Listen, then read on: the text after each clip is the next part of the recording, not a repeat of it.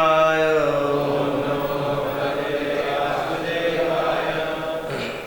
are reading from Srimad Bhagavatam, Canto 5th, chapter number 14 and text number 18. This is the description of the forest of enjoyment.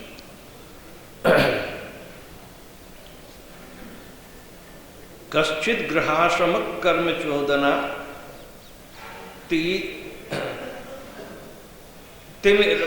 giri maru rukshamano lokavyasana karshitamanaha kashta karshaka ksharakshetram pravishanniva sidati. Kvachit, sometimes, graha ashrama, in a household or life, karma chodana, of the rules of fruitive activity,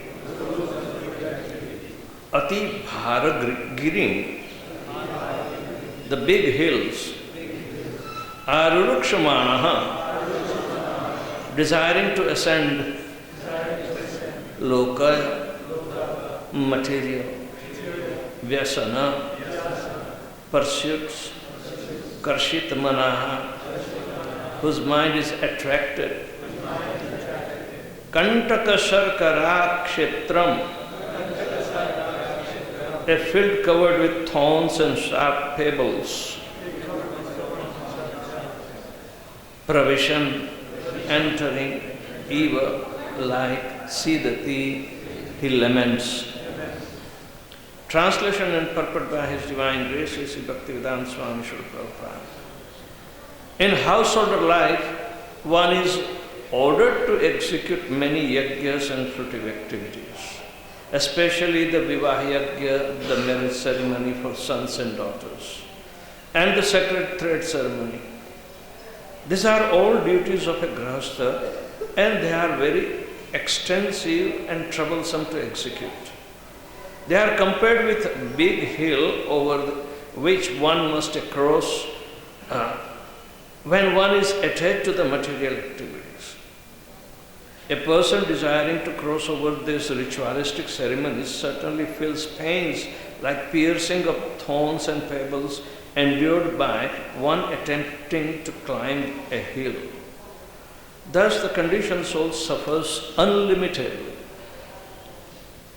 Om Jnanatimirandasya Jnananjana Shalakaya Chakshahul Militanyena Tasmai Sri Guruve Namaha.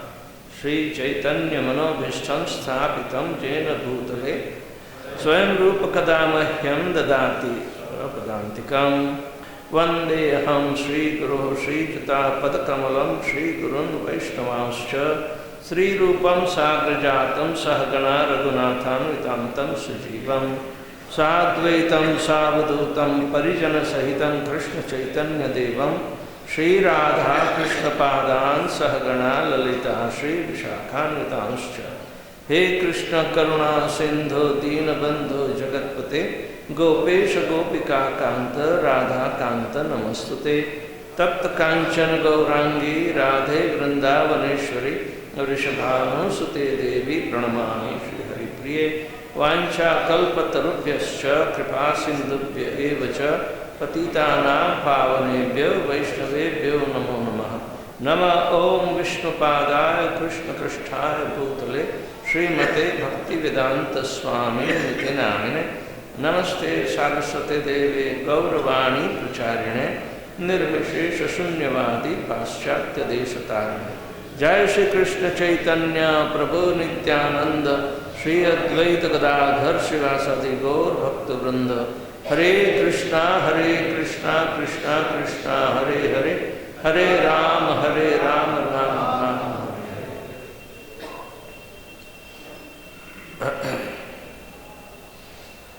This is a graphic description of the entanglement of household life. There are choicest words which are having all detailed explanation by itself. just like karma chodhana means the rules of fruitive activity. If we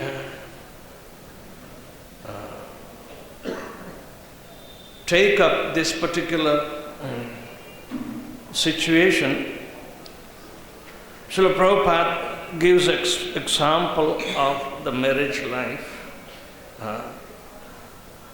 as if it is compulsory to make one succeed in the prescribed duties. So therefore, he puts this particular phrase that these fruitive activities or karmakanda section that must be compulsory to execute, even though it's so difficult. So, Srila Prabhupada explains this. There are many social functions for keeping the prestigious position in society. In different countries and societies, there are various festivals and rituals. In India, the father is supposed to get his children married. When he does so, his responsibility to the family is complete. Arranging marriage is very difficult, especially in this age, in days. At the present moment, no one can perform proper ritual of sacrifice, nor can anyone afford to pay for the marriage ceremony of sons and daughters. Therefore, householders are very much distressed. When they are confronted by the social duties, it is though they were pierced by thorns and hurt by pebbles. Material attachment is so strong that despite these sufferings one cannot give up.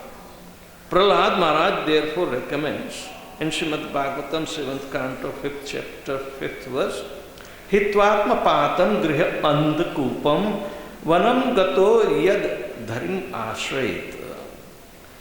The so-called comfortable family position is compared to a dark well in a field. If one falls in a dark well covered by grass, his life is lost despite his cry for rescue. Highly advanced spiritualists therefore recommend that one should not enter grihasthashram. It is better to prepare oneself in brahmacharya ashram for austerities and remain a pure brahmachari throughout one's life, so that one will not feel piercing thorns of material life in grihasthashram. In grihasthashram, one has to accept invitations from friends and relatives to perform ritualistic ceremonies.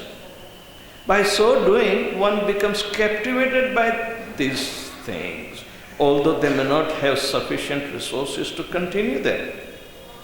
To maintain a grihastha lifestyle, one has to work very hard to acquire money. Thus, one is implicated in material life and he suffers the thorn pricks. So, this word, karma chodhana, of the rules and of the fruitic activities, that has been explained in Bhagavad Gita by Lord Krishna, that for any result of our activity, there are 5 factors involved. It is not simple. People think that I will work hard and acquire money. Fine. But he doesn't know how many factors are working behind it. Karta karanam. Then the kshetra, field of the time, and 5th is daivam.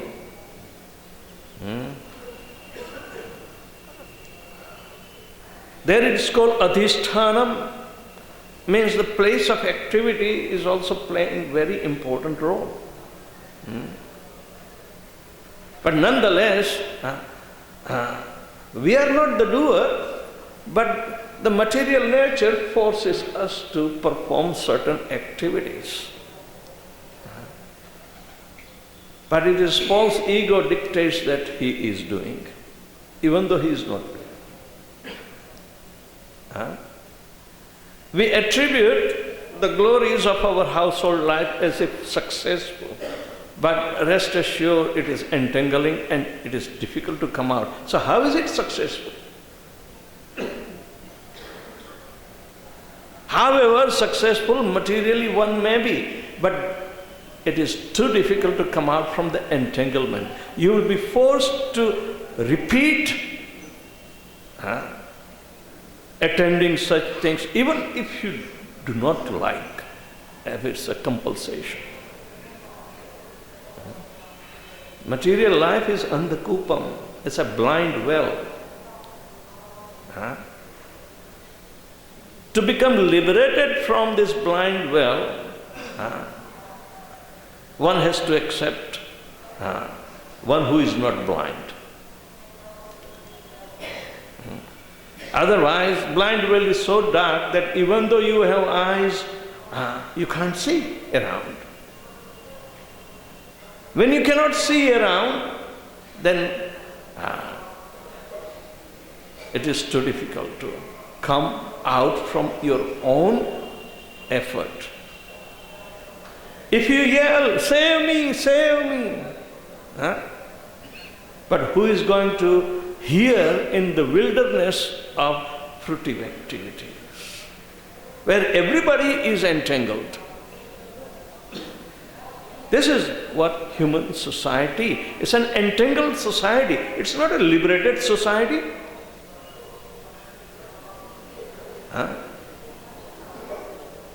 When there is entanglement and when one tries to make his life perfect, say out of thousands one become perfect. Manushyanam sahasreshu kaschid tatati siddhe yatatam api siddhanam kaschin mam vetti tatvata. Krishna says that even materially we try to become perfect, one becomes successful out of thousands. And those who are successful materially, they are so much entangled that hardly anybody knows him in truth. Blinded by this unsatiable material desires, he keeps on working like an ass without any tangible result. That what is the tangible result? It should be liberating one. The householder life is meant for liberation. Where you situate yourself in your prescribed duties of being a householder, one must be expertly carrying out all the duties, simultaneously remaining detached from them. Now we become attached, we become entangled for profit, adoration and distinction. So therefore, our own activities make a kind of labyrinth. It will be difficult to come out from it. This is compared to the blind well. One must immediately retire. Krishna gives retiring age and we don't choose. How to retire, we do not know. Or because we are so attached that even in our retirement we carry on such entangling activities and which may give us little pleasure because we need to still climb up and up just like climbing hill, but will tolerate whatever inconveniences come, whether they are pricking of thorns or stones. It's very difficult to come out.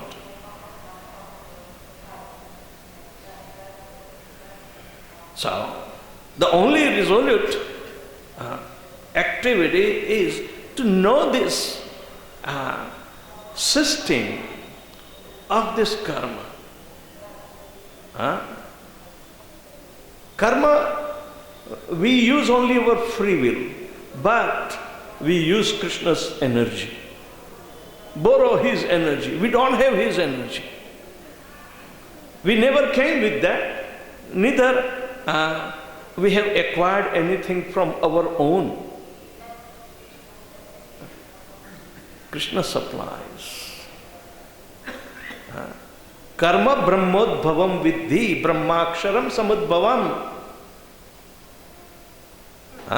Karma is, the energy of karma is coming from Brahman.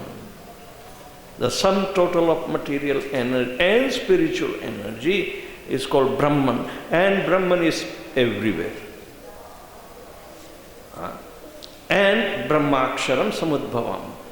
This Brahman, the energy of the Lord, is generated from His person, which is infallible state. So how could you separate your karma from Krishna?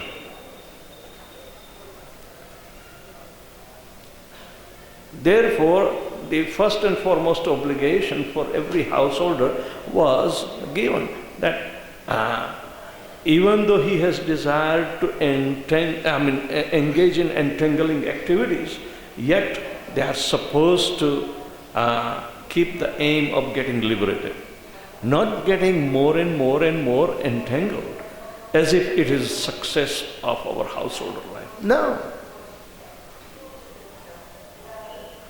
It is not so. Prabhupada says, understanding the complicacies of willful indulgence in the activities of material nature, which is called karma, it is equally binding and it is difficult to come out unless and until a person is properly trained as brahmachari.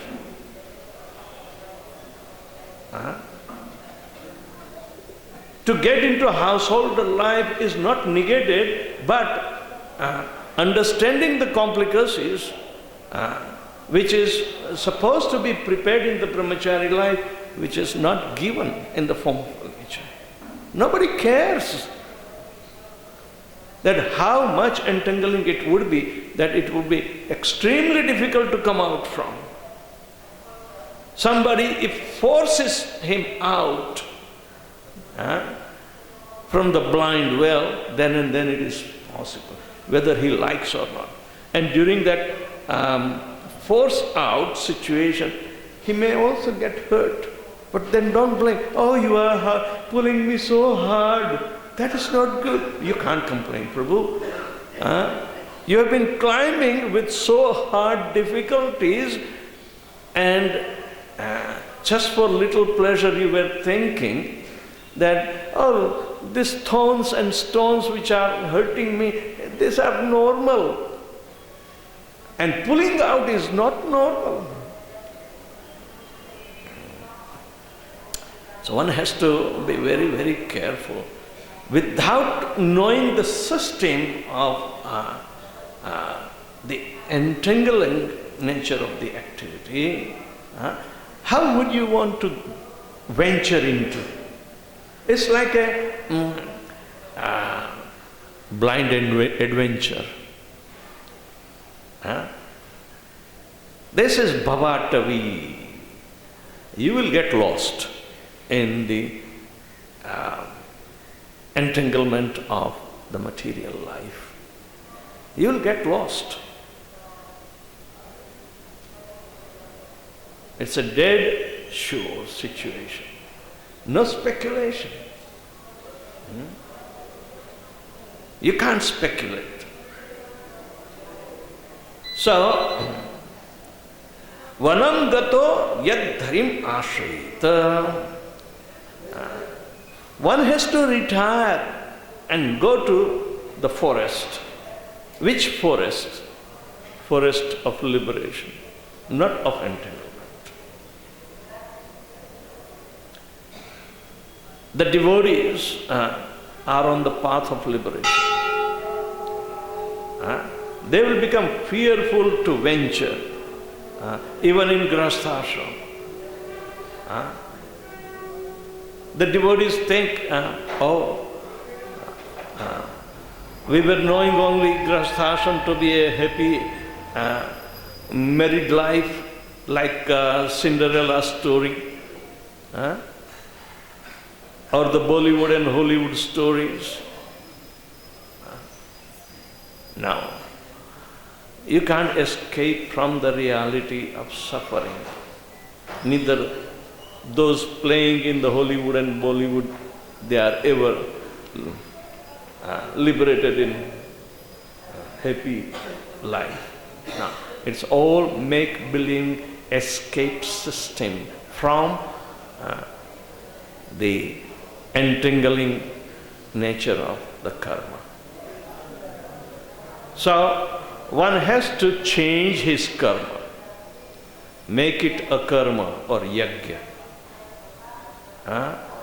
Therefore, Krishna says that yajna karmano anyatra lokoyam karma bandhana tadartham karma kaunteya mukta sangha samacha. Just for coming out, mukta sangha means liberation. You have to perform the activity that pleases Lord Krishna for the sake of satisfaction of Lord Krishna. That is called yajna. And that will not be binding. Anything else is going to be a binding.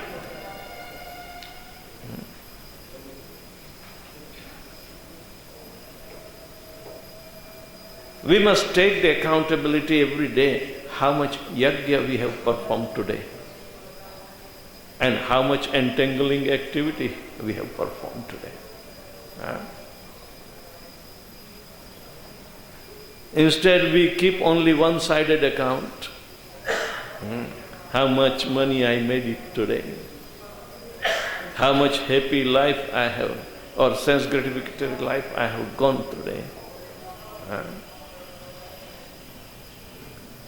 For the satisfaction of our family members, we atah graha kshetra apta suttai vittai janasya mohoyam aham mameti. This comes from the sense of enjoyment, and we expand our empire. This is called sansar.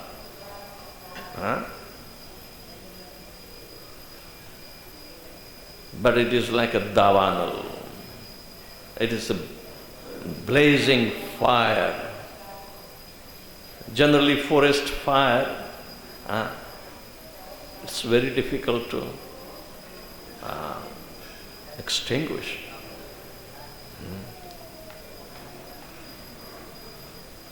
It requires incessant raining. Then and then it is possible. So the Guru comes in the form of cloud and without any preference showers his mercy to extinguish the fire of conditional life. This is all conditioning. So we have to be very, very careful in understanding the nature. Here, graphically, Sukadeva Goswami explains that not knowing the Jivatma is entangled in a very perpetual cycle of action and reactions, action and reactions.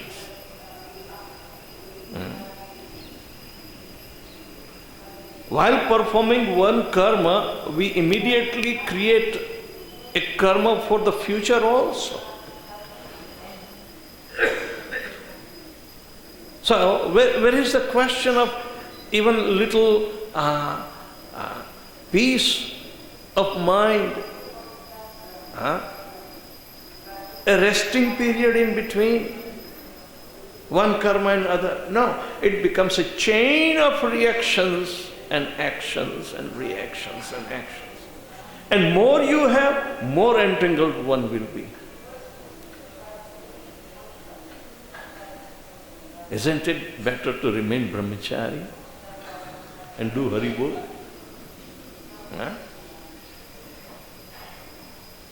It's a never-ending cycle. It is only controlled by the time factor. Never get into the first thing. If you are properly trained and convinced, then never get entangled into these activities of karma. It means those who are brahmacharis, they have to minimize their karma, just to keep body and soul together and nothing more. You can't sleep. Haribol.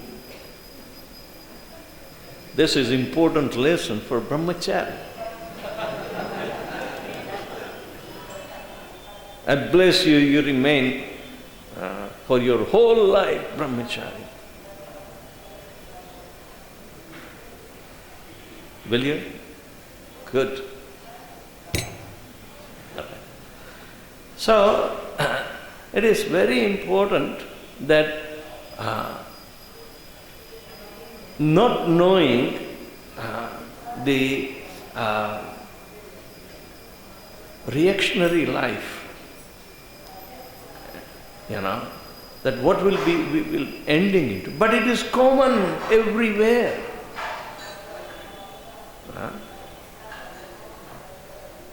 Nobody denies in no denomination about the resultant reactions of karma. Even in a society of highly religious society, say ISKCON, when bad thing happens, immediately comes in the newspaper, karma strikes Krishnas. They say so. It's very entangling. So difficult to come out. It takes Krishna conscious devotees to mastermind how to get out from. But if they get out from one, there is another one. Like there is always something changing. We have to minimize, instead we are becoming complicated in activities and its reactions. That's not fair. So if it is karma, then it will be entangling. But if it is meant for pleasure of Krishna, then it will be disentangling.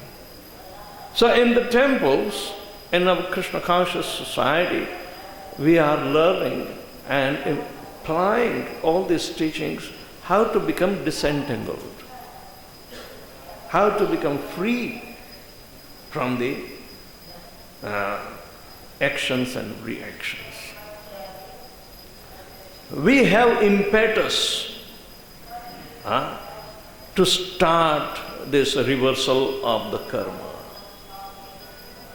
That is the higher taste, and it is developed only by chanting Hare Krishna, Krishna Krishna, Hare Hare, Hare Ram, Ram Ram, Hare Hare. If this Mahamantra was not there, there is no impetus in Kali Yuga, ever. No good virtue, no good quality. However you may want to become an expert householder, you can't get your way out. No way. Everybody faces, and they face in such a way that they become phased out. They become so scattered. So how is it possible to remain united and make one pursuit? Srila Prabhupada gave, because even though Varnashram is there, but it is rudimentary. It is very like vestigial process. But Daivi Varnashram system will re-implement, will allow us to practice Krishna consciousness with that purpose of satisfaction of Lord Krishna. So therefore, the process has to be taken up, and one remain conscious of not coming into entanglement, but always remaining disentangled. And there we have to become courageous. We can't say, oh, this is entangling, I don't want to do. No, remain courageous, don't get affected, because you should have only motivation of pleasing Krishna. So there are rules and regulations. There is a system. Like karma has its system, detachment has also its system. In the previous ages, people were working very hard by meditation, and lonely meditation, for years together, in lonely places, without fear.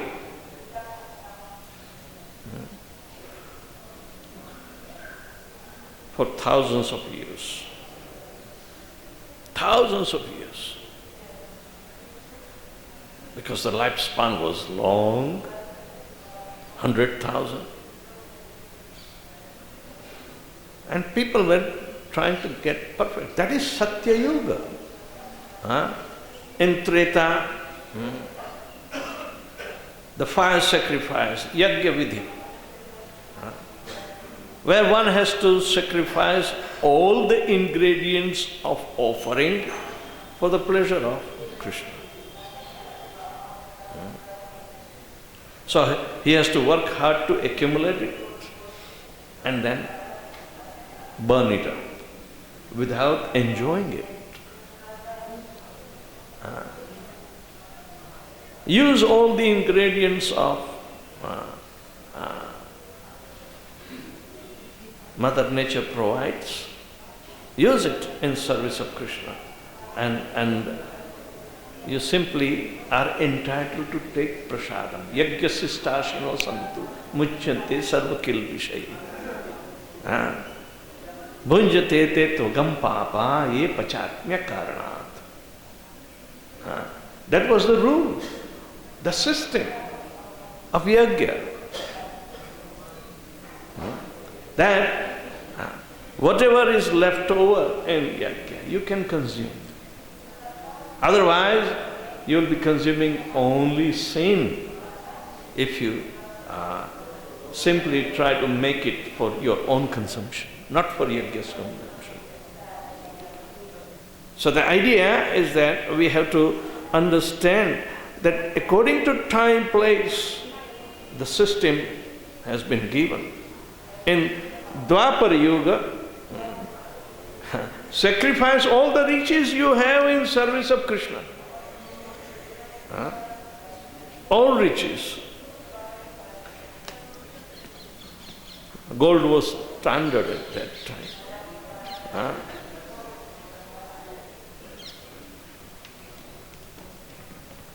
Thank you. Gold was standard in Dwapara Yuga, and they are still struggling to keep gold as standard. But somebody says, no, oil should be standard. The petroleum should be the standard. Then there is a war. So it's such an entangling situation. In Kali Yuga, there is no standard.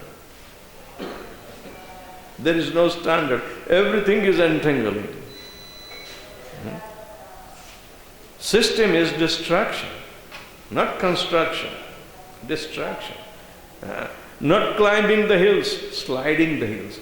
When one is climbing the hill and is being picked up by the thorns and stones, when he glides down, he will hurt millions of times more. So this is Kali Yuga. No climbing, it's sliding down. Whatever you have, you will lose all the good qualities if you remain karmi. You will lose all the good qualities that you have worked hard in previous life and got the opportunity to come in the human form of life. Whatever credits you have accumulated, but in the influence of Kali, there will be big sliding. And one who slides down will get hurt more. Kali Yuga is not going to spare. So therefore we have to take the resolute shelter. Harim ashrayet. Tad harim ashrayet. How do you have to take shelter of the Lord? Even the Lord is not coming as a scheduled incarnation. You can't hope. So when he comes in the disguise and you are given a guidance, then you have to use only good intelligence if you have to accept this. Therefore, yajanti sumetasha. This Sankirtan movement of Chaitanya Mahaprabhu will be worshipped only by those who have some good intelligence left. So, here we go. The system is there. The system that liberates in this Kali Yuga is chanting Hare Krishna, Krishna Krishna, Hare Hare. Hare Ram, Ram Ram, Hare Hare. So, for every living entity, this becomes a very ultimate point of requirement is to descend into. Earlier, the better. Nobody is going to come to our rescue, save except the Lord's holy name, or those who are promoting the Lord's holy name. There is no difference. It is better to associate with the devotees all the time, so we will get protection. So thank you very much. Anybody has any question? Few. One. Despite the knowledge that we have various ashrams, invariably we see that we tend to get digressed and get married at an age that they should be going for one person or taking sannyas.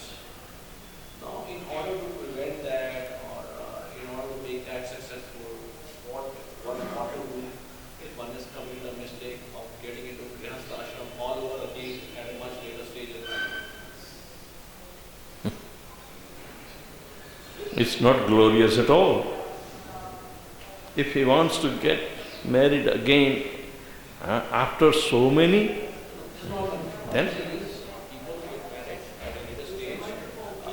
People invariably we see that some people get married at 50s or 60s, but it's the time for taking one prastha or sannyas. So in that case, if somebody got married, then what one should do in order to make that Grihastha ashram successful, even if one is prepared to under at that age? I don't think there is any recommendation in Shastra from him. One who gets married, I think maybe Ajamil system is there.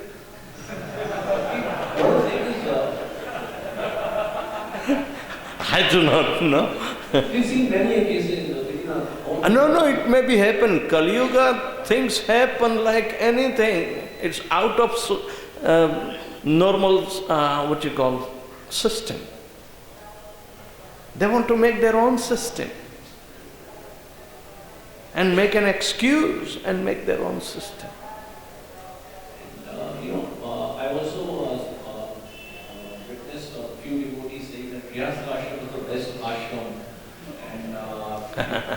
And of course, some books also say that, of course, but in order to make it a successful ashram, for existing, I just want to understand what one ought to be doing if we can actually make it the best ashram, the true ashram. In ISKCON, we have to take that um, agenda, but unfortunately it's not now.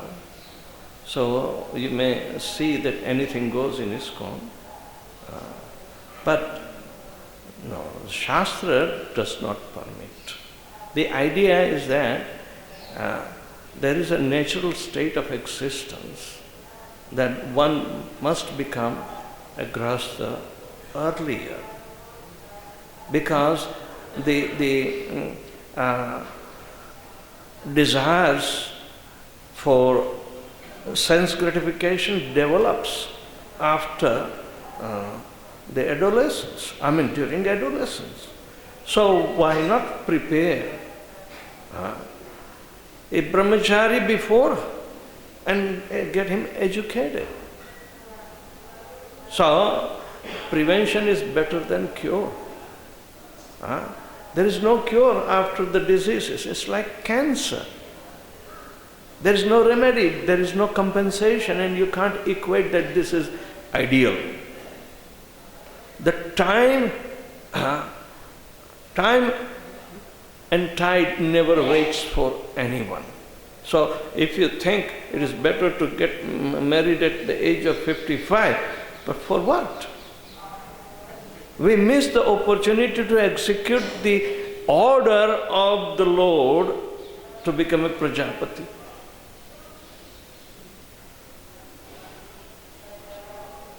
We miss the opportunity.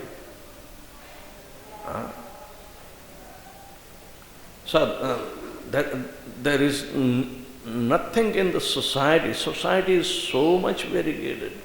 In the Western, people get married at the time of death.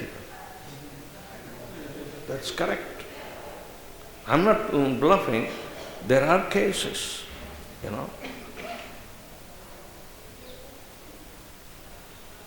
One Chinese couple got married. The person had cancer, but he had a sweetheart. So he was asked, "What is your last wish?" "I want to get married before I take my last breath." He got married, and in a few hours he left the body. And it came in the newspaper. Right? So, what is it?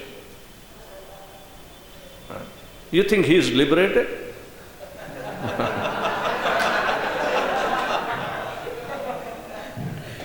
He's not liberated. I read about a few months back. He's not liberated. They do not know the purpose of life. They think the life is just remain happy, and whatever the desire, it must be a happy desire. But happiness for oneself is a selfishness.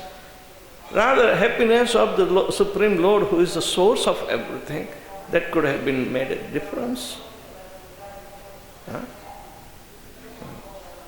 Yes, you had a question or comments? I was thinking very illuminating class, and explaining so well about the difficulty that one doesn't know when he actually enters material life. My question is that in Shastra, in many places, and Srila Prabhupada reiterates many places, the importance of the grihastha performing sacrifice, specifically giving 50% of his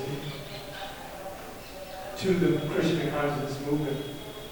And I see over the period since I've been in ISKCON, I don't know of anyone, even one grihastha couple, giving 50% of their income. Of course, sometimes devotees are very active in the temple. And I've talked to many devotees who feel that it's so difficult to be able to afford things in the West because the standard of living is going so high that they're not able to give such an amount as 50%. Yeah, you have to explain what is meant by 50%. Rupa Goswami suggested, but what is meant by 50%? You have to explain. People get frightened by 50%. And those who are, even though contributing to the religious institutions, they compare. Christians are supposed to be doing 10%, right? Now why we are asked 50%? Even Swaminarayan's, they say 10% is good, not 50%. But do you think Rupa Goswami is wrong? How would he justify? 50% of what? Well, husband and wife are there. Huh? So they are 50-50. Do you want to sacrifice wife? Or do you want to sacrifice husband? That is called sacrifice 50%. No. People will interpret 50% at every different instances. But 50% of net, what you gain, that has to be taken. Because the rest is the asset of Krishna, not yours. If you cultivate that understanding, that everything belongs to Krishna. Here is an opportunity for me to start repaying the obligations that I have accumulated by borrowing energy from Krishna. I am an indebted. So that is devotion and have a heart for the Lord to remain pleased and satisfied by His activity. So that gives us an impetus to follow a system called Varnashram Dharma. For the pleasure of the Lord, we execute all this system. Even to become Prajapati is for the pleasure of the Lord. So what to speak of maintaining the family? They have to maintain not only their family, but they have to provide for all the living entities. And they can do all this business. What should they do? Divide into the net income in the 50. Make 4 divisions of that. 2 for Lord Krishna's side, 2 for his own side. 25, 25, 25, 25. All right? So, net is divided in 50. This 25 you are allowed to donate, right away. If you don't want or you have leftover, you have to be accountable and accumulating next year, whatever it is. So, the rest of the 25, you keep it reserved in case of emergency for the Lord. The 25% and 25%, the 2 divisions for the person, right? He should give 25% for his wife to run the affairs of the household. And 25 he should keep for his emergency. Now he is very active. All right, invest your 25% and Krishna's 25%. Make more asset and increase the business. All right? And again from that net, you will increase Krishna's assets to do business for maintaining your family and your proposed activities. Right? So in this way, there is no loss. You will be happy. You are working out within 25%.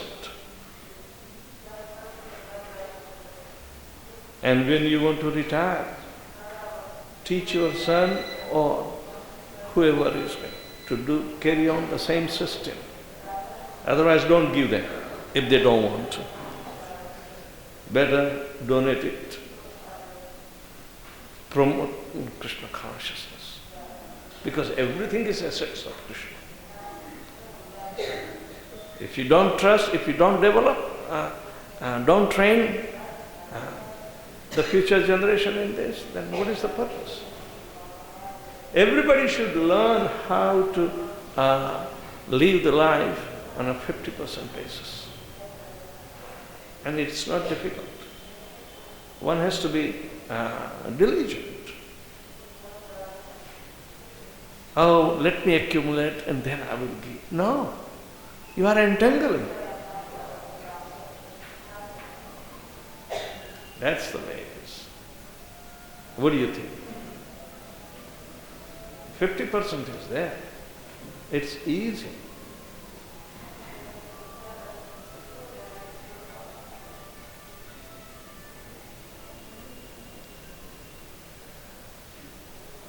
%50.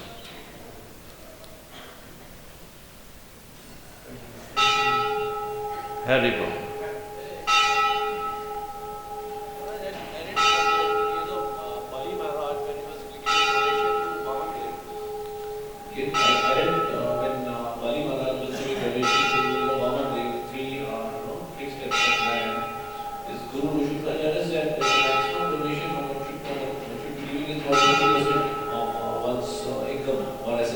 What is that? In case of Bali Maharaj, when he was about to give 3 feet of land to Mahadev, his Guru Shukracharya actually tried to persuade him not to part with more than 20% of his income. I didn't hear that. Did you? No bargaining. He said, don't give, he is cheater. What he said was that don't give more than 20% because scripture says that even if you want to gain, you should not give more than 20% of it. No. We must make Krishna partner, a 50-50 partner, minimum. Otherwise, no business. Raj, for a country like India, where 70% of people are just poor have-nots, if they give 50% of the income, they would not be able to eat enough. Who said that? No, those who were producing. Now they are producing plastic, so what are they going to eat? Plastic? My question is, if you look at the distribution of income in India, it is not possible for somebody to want somebody earning about 8,000 rupees a month with a family of 4 people. It is not possible to actually support or make good the needs of the people without that much of money. Of course, with the middle class, it is very much possible. It's very subjective. We talk objective. All right? There are poor people, more poorer than India in Africa and elsewhere also. Then you can't put up any comparative aspect.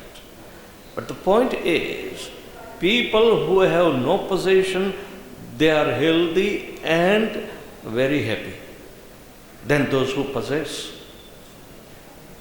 Because they spend most of the time in terms of trying to figure out how to save the money. Money cannot buy happiness. We don't depend upon that. Happiness is just a reflection of original happiness given to Krishna. And Krishna is happy, you are happy.